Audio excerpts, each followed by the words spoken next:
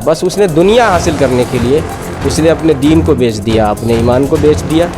और उसका हासिल ये हुआ कि न घर का हुआ न घाट का हुआ, घर से भी निकला, शिया समाज ने भी उसको बायकाट कर दिया। और बाकी उसका ज़मीर अगर ज़िंदा है तो वो अंदर अंदर सोच रहा होगा कि मैंने बड़ी गलती की है। नरसिम्हानंद हैं, उनको भी सोचना चाहिए जिस तरीके की वो उलझुल हरकतें कर रहे हैं। उनको अभी तो पहले तो हिंदू धर्म को ही पढ़ना चाहिए, उसके बाद मुस्लिम धर्म को पढ़ना चाहिए। क्या उन्हें ये पता है नरसिम्हानंद को कि पैगंबर मोहम्मद साहब जो थे उन्होंने ही समाज में महिलाओं को सबसे पहले इज्जत देने का और उनके सम्मान को बढ़ावा देने की बात की थी। और इसकी सबसे बड़ी नज़ीर ये है कि वो अपनी बेटी के सम्मान में जिस मसनद पे बैठे होते थे वहाँ से खड़े हो जाते थे। अगर वो ऐसा ना करते तो आज जो नरसिम्हानंद हैं वो अपनी माँ को भी गालियाँ दे रहे होते, अपनी बहनों को भी उलझुल बक रहे होते, वैसे ही जैसे कि आज वो दूसरे धर्म को सज़ा के काबिल जुर्म है। लेकिन एक चीज़ और भी है कि भारत की तारीख उठा के देखिए, आज़ादी के पहले और आज़ादी के बाद कहीं भी मुसलमानों ने दूसरे धर्म के पेशवाओं को न कभी गाली दी है, न उसके ख़िलाफ़ लिखा है, किसी तरह का अभद्र ज़बान भाषा इस्तेमाल नहीं की है। आज भी देख लीजिए, वो उस महंत ने नरसिम्हानंद जो उसने जो हरकत की है, उसके जवाब में भी किसी मुसलमान ने किसी हिंदू या किसी भी दूसरे धर्म के पेशवा के बारे में कुछ नहीं कहा।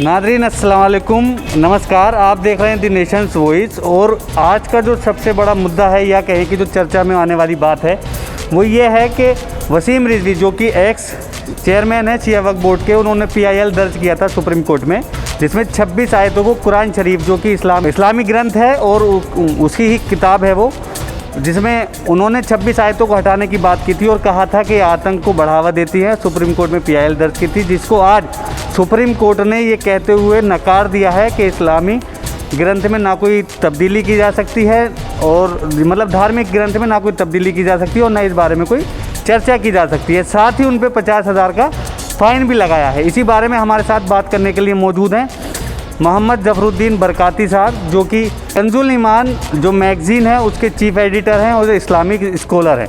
इनसे बात करते हैं इस मुद्दे में। तो जनाब, से पहला मेरा सवाल ये है कि जिस तरीके की हाल ही में 2-3 घटनाएं हुई, उसमें से एक वसीम रिजवी की है जिन्होंने इस्लामिक ग्रंथ के ऊपर मतलब सवाल उठाए थे, 26 आयतों को हटाने की बात कही थी। क्या कहना चाहते हैं आप इस बारे में? ये तो बस उसने अपने आकाओं की खुशी के लिए, खुशनुदी हासिल करने के लिए, चापलूसी के लिए, खुशामद के लिए उसने ऐसी हरकत की थी, फेमस होने के लिए। और सबसे बड़ी बात यह है कि दुनिया ने देखा उसके ऊपर बहुत सारे इल्ज़ामात हैं और घोटालों का इल्ज़ाम है और साबित हो चुका है। CBI जांच हो रही है और सेंटर में BJP की हुकूमत है और उत्तर प्रदेश में भी हुकूमत है और ज़ाहिर है कि CBI उन्हीं के तहत आती है। इसलिए अपने आप को बचाने के लिए उसने एक ऐसा मुद्दा चुना है जिससे वो फेमस हो जाए और दूसरी कम्युनिटी जो हिंदू कम्युनिटी है उसमें उसकी अहमियत बन जाए, और उस कम्युनिटी में जब उसकी अहमियत बने, शोहरत मिल जाए, तो उसको सपोर्ट मिले और उस सपोर्ट की बुनियाद पर प्रेशर बन जाए कि पार्टी के लोग उसके ऊपर किसी तरह का जो ब्लेम लगा हुआ है घोटाले का और इसका उसकी जांच बंद हो जाए। तो उसने अपने आप को बचाने के लिए और अपने आप को मशहूर करने के लिए, अपने आप को सेफ करने के लिए सारी हरकत की है। बाकी वो ख़ुद जानता है कि कुरान मुकम्मल है, उसमें किसी भी आयत की तरमीम नहीं हुई है, न किसी का इजाफा हुआ है, ये सब कुछ जानता है। बस उसने दुनिया हासिल करने के लिए उसने अपने दीन को बेच दिया, अपने ईमान को बेच दिया। और उसका हासिल ये हुआ कि न घर का हुआ न घाट का हुआ, घर से भी निकला, शिया समाज ने भी उसको बायकाट कर दिया। और बाकी उसका ज़मीर अगर ज़िंदा है तो वो अंदर अंदर सोच रहा होगा कि मैंने बड़ी गलती की है। ये तो साफ़ सुथरी बात है। और मैं एक और बात वाज़े कर देना चाहता हूँ कि उसने अगर मुताला कर लिया है कुरान का तो अब तक उसको मालूम हो गया होगा, खुलकर ये बात उसको समझ में आ गई होगी कि कुरान मुकम्मल है। और उसने जो ये पहला आरोप लगाया था, ये खुदा की तरफ से जो हज़रत जिब्रील अलैहिस्सलाम लेकर आते थे कुरान की आयत, रसूल पाक सल्लल्लाहु ताला अलैहि वसल्लम ने याद तो किया लेकिन उसको लिखवाया नहीं। ख़ुद उन्होंने अपने ज़माने में किताब नहीं बनवाई, किताब की शक्ल बाद में बनी है खलीफाओं ने दी। हाँ, हज़रत अबू बकर सिद्दीक़ रज़ियल्लाहु ताला अन्हु के ज़माने में हज़रत उस्मान गनी ने उसे किताबी शक्ल दी है। तो ये जो उसने आरोप लगाया है, ये बस आरोप है, उसको अब तक बात क्लियर हो चुकी होगी, उसको मालूम हो चुका होगा, पढ़ते पढ़ते यकीन हो चुका होगा। मालूम तो पहले भी था, लेकिन अब यकीन हो चुका होगा कि उसने किताब के साथ साथ उन खलीफाओं पे भी सवाल उठाए। जी जी, इसमें शिया और सुन्नी में थोड़ा सा इख्तिलाफ है, लेकिन जो शिया जो उलेमा हैं उन्होंने उस बात को नकारा था और उसे अपने जो मतलब शिया बिरादरी है उससे बेदखल कर दिया था, या कहें कि उसके यहाँ तक के अंतिम संस्कार के लिए भी कहा गया है कि उसे शियाओं के कब्रिस्तान में किसी भी कब्रिस्तान में दफन न किया जाए। ये तो यहाँ का मतलब शिया समाज का अपना समाजी मसला है, लेकिन इस्लामी तौर पे दीनी एतबार से देखा जाए तो शिया समाज ने ये जो क्लियर कर दिया था कि कुरान मुकम्मल है, तो उन्होंने बहुत अच्छी बात कही थी और पूरी दुनिया में इसका अच्छा पैगाम गया और यही हकीकत है। और शिया समाज पर भी ये पहले से भले ये लगता रहा है, आरोप लगता रहा है कि वो कुरान को मुकम्मल नहीं मानते हैं, लेकिन इस वसीम रज़वी के केस की वजह से पूरी दुनिया में शिया जितने स्कॉलर हैं बड़े बड़े, उन्होंने क्लियर किया कि किसी भी हमारी किताब में जो फ़क़े जाफ़री हो या हमारे शिया पर्सनल्ला की किताब है, इसमें कहीं भी ऐसा नहीं है कि कुरान मुकम्मल नहीं है, बल्कि कुरान मुकम्मल है। जैसे आप मतलब शिया बिरादरी की तारीफ़ कर रहे हैं वसीम रिजवी की मुखालफत करने के लिए, तो उसने चाहा था कि जो जातीय दंगे हैं मतलब जी जी हिंसा भड़केगी और शिया सुन्नी आपस में लड़ेंगे उसकी इस हरकत से जी, तो कहीं उल्टा पड़ गया मामला कि आप बिल्कुल उल्टा पड़ गया, बिल्कुल उल्टा पड़ गया। उसने करीब कर लिया। दो फ़ायदा हुआ। पहला ये हुआ कि शिया सुन्नी दोनों ने मतलब जो भारत में जो समाज हमारा है एक दूसरे से करीब हो गए। दूसरे ये कि शिया के ऊपर जो आरोप लग रहा था कि कुरान, बहुत से लोग जानते हैं कि कुरान मुकम्मल नहीं है, कुछ लोगों की का मानना है, ये क्लियर हो गया और उनकी आज की नस्ल ने जान लिया कि हमारे बड़ों का या हमारे जितने मुस्लिम स्कॉलर रहे हैं बड़े, जिन्होंने तारीख़ लिखी है शिया समाज की, उनका यही अक़ीदा रहा है कि कुरान मुकम्मल है। तो आज की नस्लों को भी पता चल गया। अब आज कोई आकर के कहेगा किसी को कि तुम्हारे स्कॉलर कहते हैं कि कुरान मुकम्मल नहीं है, तो कोई नहीं मानेगा, क्योंकि उन्हें यकीन हो गया कि पूरी दुनिया के शिया स्कॉलरों ने तय कर लिया है और अपना अक़ीदा बयान कर दिया कि किसी भी किताब में कहीं भी किसी भी शक्ल में ये नहीं है कि कुरान मुकम्मल है, बल्कि सबका अक़ीदा है कि कुरान मुकम्मल है। और ये कुरान जिसे मुसहफ़ उस्मानी कहते हैं, जो हज़रत उस्मान गनी ने मुरत्तब किया, किताबी शक्ल दी, हज़रत अबू बकर सिद्दीक़ रज़ियल्लाहु ताला अन्हु के ज़माने में जो पहले खलीफा थे, ये जो काम हुआ था ये मुकम्मल काम हुआ था, खुलूस के साथ काम हुआ था। और जो कुरान हज़रत जिब्रील अलैहिस्सलाम लेकर आए थे रसूल पाक सल्लल्लाहु ताला वसल्लम ने, जिसको सुना था और जिसको लिखवाया था अपने सहाबे कराम से मुख्तलिफ़ तख्तियों पर, हड्डियों पर और चमड़ों पे, वो सारे कुरान बिल्कुल वही मिनवान, किसी तरह का हर्फ का, किसी लफ्ज़ का, किसी ज़बर ज़ेर का फ़र्क के साथ जो तैयार किया हज़रत उस्मान गनी ने, वही कुरान आज भी है जिसको वो पढ़ते हैं। ये शिया समाज ने क्लियर कर दिया। ये बहुत बड़ा फ़ायदा हुआ। इससे तो दो फ़ायदे तो मुसलमानों के हो गए। जी जी, कि भाई कुरान का पता चल गया कि एक ही कुरान है, और जाहिर है उनके बिलीव्स भी एक हैं, रसूल को भी वो एक को मानते हैं जो मतलब सबसे आखिरी नबी हैं और सबसे मतलब मोतबर ये कह रहे हैं कि नबियों के सरदार के लिए। दूसरा ये फ़ायदा हो गया कि उन्होंने उसकी मुखालफत करी, और तीसरा ये नुकसान वसीम रिजवी को हुआ कि वो जलील व ख्वार हुए। ये तो 50,000 का जुर्माना भी देना पड़ा। देखिए अंजाम, चूँकि ये कुरान जो है हज़रत उस्मान गनी की अपनी किताब तो है नहीं, हज़रत अबू बकर सिद्दीक़ की, ये इस्लाम का दस्तूर है, खुदा की किताब है, आसमानी किताब है, और ये खुदा की किताब है और खुदा ने ख़ुद उसकी हिफाजत की ज़िम्मेदारी ली है। उसकी हिफाजत की ज़िम्मेदारी ली है, उसका मतलब हिफाजत तो फरमा ही रहा है, लेकिन अगर उसकी किताब पर कोई उंगली उठाएगा तो अल्लाह ताला उससे बाइज़्ज़त नहीं रखेगा, जलील करेगा ही, रुस्वा होगा ही। और पूरी दुनिया में तारीख़ है, अब तारीख़ उठा के देख लीजिए, जिसने भी कुरान पर, इस्लाम पर, पैगम्बर इस्लाम पर उंगली उठाई है वो जलील हुआ है, उसे दुनिया में ही सज़ा मिली है, किसी न किसी शक्ल में मिली। एक सवाल मेरा आपसे ये है कि जैसे वसीम रिजवी हैं, उसका तो मामला आपने आज ख़त्म ही हो गया कि जो भी उनके लिए हुआ। एक नरसिम्हानंद नाम के महंत हैं, उन्होंने इस्लाम पे सवाल उठाए थे वसीम रिजवी ने, और उन्होंने पैगम्बर मोहम्मद साहब की शान में गुस्ताखी की, और मतलब नाउज़ुबिल्लाह उन्हें जाने क्या क्या वर्ड कहे। जबकि क्या कहना चाहते हैं आप उन महंत के बारे में? ये महंत जी हैं, इनको भी अपनी शोहरत की ज़रूरत है। हालांकि हिंदू समाज के बहुत सारे लोग कह रहे हैं कि उसकी अपने इलाके में इज़्ज़त नहीं है, लेकिन अपनी बेगम को प्रधानी का या किसी चीज़ का इलेक्शन लड़ा रहे हैं, इसलिए वहाँ का माहौल उन्होंने गर्म किया है, चर्चे में आना चाहते हैं। दूसरी चीज़ ये कि आने वाले सालों में कई एक इलेक्शन होने वाले हैं और ख़ास तौर से यूपी में इलेक्शन होने वाला है, तो कहीं ना कहीं हम देख रहे हैं कोई एक्शन नहीं लिया जा रहा है। इसका मतलब ये समझ में आ रहा है कि हुकूमत की भी पुष्टपनाही है, उसको छोड़ दिया गया है कि तुम चाहे जैसा बोलो।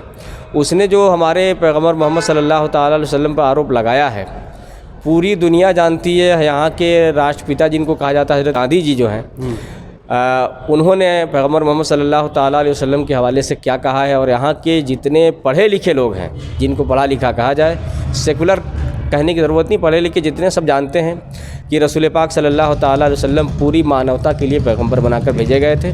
उनकी शान में गुस्ताखी करना ये बहुत बड़ी ख़ता है और सबने ये तय कर रखा है। और सच्चाई यही है कि भारत में जो हमारा जो सेकुलर आइन है, ये किसी भी धर्म के पेशवा के ख़िलाफ़ बोलने की इजाज़त नहीं देता है और ये सज़ा के काबिल जुर्म है। लेकिन एक चीज़ और भी है कि भारत की तारीख़ उठा के देखिए, आज़ादी के पहले और आज़ादी के बाद कहीं भी मुसलमानों ने दूसरे धर्म के पेशवाओं को न कभी गाली दी है, न उसके ख़िलाफ़ लिखा है, किसी तरह का अभद्र ज़बान भाषा इस्तेमाल नहीं की है। आज भी देख लीजिए, वो उस महंत ने नरसिम्हानंद जो उसने जो हरकत की है, उसके जवाब में भी किसी मुसलमान ने किसी हिंदू या किसी भी दूसरे धर्म के पेशवा के बारे में कुछ नहीं कहा।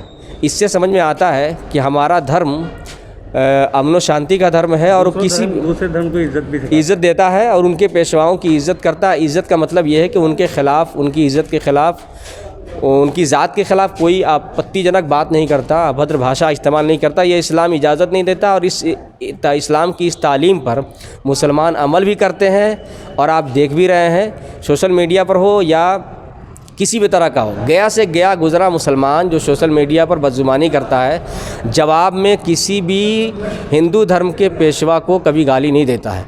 हालांकि वो लोग कितनी गालियां दे रहे हैं। और ये जो इसने महंत जी ने जो गालियां दी हैं, आप देखिए, एक बड़ी अहम बात है। अगर हुकूमत की पुष्टपनाही नहीं होती, हुकूमत उन्हें इजाज़त नहीं देती, छूट नहीं होती, तो देश में कम से कम 500 FIR दर्ज हुआ है या कंप्लेन हुआ है, कोई एक्शन नहीं लिया गया। लेकिन हमारे पैगंबर मोहम्मद सल्लल्लाहु अलैहि वसल्लम को उसने गाली दी, उस पर हमने FIR दर्ज कराया तो कोई एक्शन नहीं लिया गया। एक अमानतुल्लाह खान ने ये कह दिया साफ़ सुथरे लफ्ज़ों में कि अगर मुस्लिम हुकूमत होती तो उसका सर कलम कर दिया जाता। लेकिन हम भारत के दस्तूर को मानते हैं और यहाँ भारत के आइन के मुताबिक, भारत के संविधान के मुताबिक जो फ़ैसला होगा वो माना जाएगा। ये बात उन्होंने कह दी तो भारत के संविधान को माना जाएगा, हम मानते हैं, ये तो छोड़ दिया लोगों ने, लेकिन सर कलम किया जाएगा ये उसको ले लिया और उसको पुलिस ने बुला लिया। तो हाँ, FIR हो गई और उसको बाज़ाब्ता बुलाया गया, उनसे पूछताछ की गई। तो एक बंदा जो पहले गुनहगार है, जो पैगम्बर मोहम्मद सल्लल्लाहु अलैहि वसल्लम पर देने की बजाय उसको सज़ा नहीं दी, उसका FIR कबूल नहीं किया, उस पर कोई एक्शन नहीं लिया, कोई कार्रवाई नहीं की। लेकिन जिस बंदे ने कहा कि अगर हाँ उसने गलत कहा है और उसको सज़ा मिलनी चाहिए, उसको सज़ा हो गई। इसका मतलब ये है कि भारत सरकार और यूपी सरकार या जितनी है और जो सिस्टम है, ये कहीं ना कहीं इस महंत जी का सपोर्ट कर रहा है। और ये सपोर्ट का मतलब ये है कि ये अगले आने वाले इलेक्शन या दूसरे हालात में फ़ायदा हासिल करना चाहते हैं सब उसकी हरकतों से, और हिंदू मुस्लिम भाईचारा को ख़त्म करके एक नया जो माहौल बनाया जाता है इलेक्शन के लिए, वो माहौल बनाया जा रहा है। बस यही मकसद है और कोई ख़ास मकसद नहीं है। और महंत जी बाद में उनको अंदाज़ा हो जाएगा। दूसरे बहुत सारे शंकराचार्य लोग हैं, महंत जी हैं दूसरी मंदिरों के, उन्होंने खुद मुखालफत की है और किसी न किसी वक्त ये खुद भी, अगर उसका ज़मीर ज़िंदा होगा तो बात कहेगा कि हमने गलती की थी। क्योंकि जो लोग इलेक्शन के लिए इस्तेमाल किए जाते हैं और दूसरे धर्म के धर्म गुरुओं पे, पेशवाओं पे उंगली उठाते हैं, और जब काम निकल जाता है तो ये नेता लोग उनको लात मार देते हैं। तो इस नरसिम्हानंद को भी लात मार दिया जाएगा। जब उनकी कोई इज़्ज़त नहीं रहेगी तब उन्हें एहसास होगा कि हमें इस्तेमाल किया गया था इलेक्शन के लिए। अब वो, लेकिन वक्त निकल चुका रहेगा, उस वक्त माफ़ी मांगेंगे, क्या करेंगे, क्या होगा। लेकिन अभी फ़िलहाल हमें भारत सरकार से, यूपी सरकार से और जो अदलिया हमारा है जिस पे मुसलमानों को भरोसा है, भारत के संविधान के प्रति हम पहले से जैसे थे अब भी हैं, मानते हैं उसे, भारत सरकार को चाहिए कि फौरी तौर पे एक्शन लें, क्योंकि इससे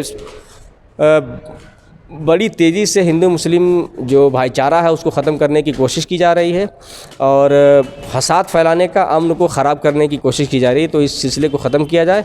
शुक्रिया आपका बरकाती साहब हमसे बात करने की। तो ये बरकाती साहब थे जो हमारे सामने बहुत सारी बातें रख रहे थे और बता रहे थे कि किस तरीके से वसीम रिजवी ने गलत किया था और सुप्रीम कोर्ट ने उन्हें सज़ा सुनाई है। वहीं नरसिम्हानंद हैं, उनको भी सोचना चाहिए जिस तरीके की वो उलझुल हरकतें कर रहे हैं। उनको अभी तो पहले तो हिंदू धर्म को ही पढ़ना चाहिए, उसके बाद मुस्लिम धर्म को पढ़ना चाहिए और फिर उसके बारे में कोई विचार करना चाहिए, क्योंकि जिस धर्म की वो मुखालफत कर रहे हैं या जिसके अनुयायी की वो आलोचना कर रहे थे या जिसके बिलीव्स को वो ठेस पहुंचा रहे थे, दरअसल उनको खुद को नहीं पता कि उस धर्म में खासियत क्या है, क्या उनकी अच्छाइयाँ हैं। क्या उन्हें ये पता है नरसिम्हानंद को कि पैगंबर मोहम्मद साहब जो थे उन्होंने ही समाज में महिलाओं को सबसे पहले इज़्ज़त देने का और उनके सम्मान को बढ़ावा देने की बात की थी। और इसकी सबसे बड़ी नज़ीर ये है कि वो अपनी बेटी के सम्मान में जिस मसनद पे बैठे होते थे वहाँ से खड़े हो जाते थे। अगर वो ऐसा ना करते तो आज जो नरसिम्हानंद हैं वो अपनी माँओं को भी गालियाँ दे रहे होते, अपनी बहनों को भी उल बक रहे होते, वैसे ही जैसे कि आज वो दूसरे धर्म को कह रहे हैं। इसी तरह की और बहुत सारी वीडियो देखने के लिए आप हमारे पेज को लाइक कीजिए, यूट्यूब पे जाके सब्सक्राइब कीजिए। धन्यवाद।